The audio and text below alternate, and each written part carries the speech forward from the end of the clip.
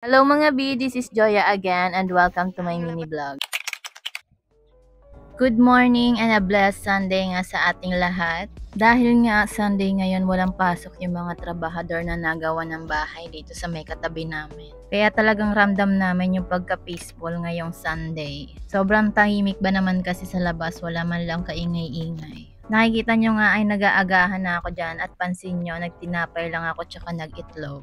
Nagbabawas na din kasi ako kumain ng kanin gawa nga may time na nahihirapan na din akong huminga. Umaba na naman kasi ako kaya need talaga nating magbawas ng pagkain, be.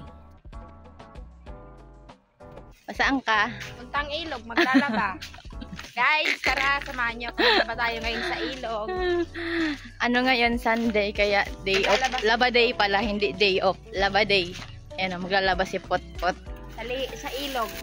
Layo ng ilog. Ang labandera, Potpot. Layo ng ilog.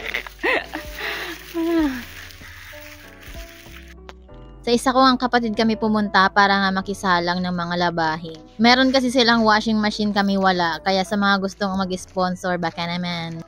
Habang naghihintay, nakipaglaro na nga din kami saglit dito sa dalawa kong pamangkin.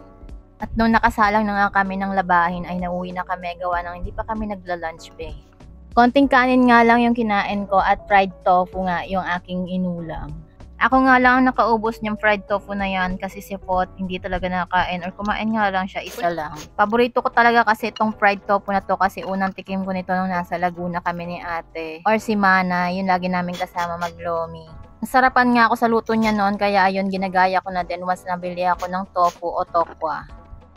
After ko nga kumain, maya-maya lang naglinis na ako ulit dito sa bahay at naglinis na nga ako dito sa labas. Kasi yung sa kwarto mamaya ko na ipagpapatuloy yung paglilinis once na ilalagay ko na yung phone. Pinaliguan ko na nga din si Maxi diretso habang ako'y naglilinis dito sa labas. Nagtampo na naman nga to si Maxi kasi nga pinaliguan ko na naman siya.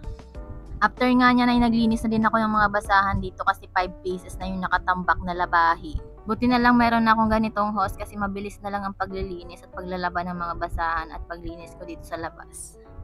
Kapag may free time nga ako or every Sunday ay maglilinis na ako dito sa labas at sa buong bahay. So dito nga ay nakapaglinis na ako dito sa loob ng kwarto at naayos ko na din yung higaan and then naligo na ako after that. Kaya ayan, refresh na din ako. That time nga pala si Pot nagawa ng souvenir at ako naman mamaya after kong mag-edit. Gagawa na din ako ng mga pa-orders ko kasi nadami na naman be. Monday na naman kasi bukas at alam niyo naman kapag Monday dapat lahat ng orders ay ma-ship out na namin. Ngayong linggo nga ay madami yung orders natin kaya gagawin ko na yung mga orders namin at ginawa na nga ni Pot yung iba kaya konti na lang yung gagawin ko. Sana nga tuloy-tuloy na yung pagdami ng pa-orders namin kasi next month be, bare months na at talaga namang kailangan ko nang mag-ipon ng pa-bonus ko kay Pot.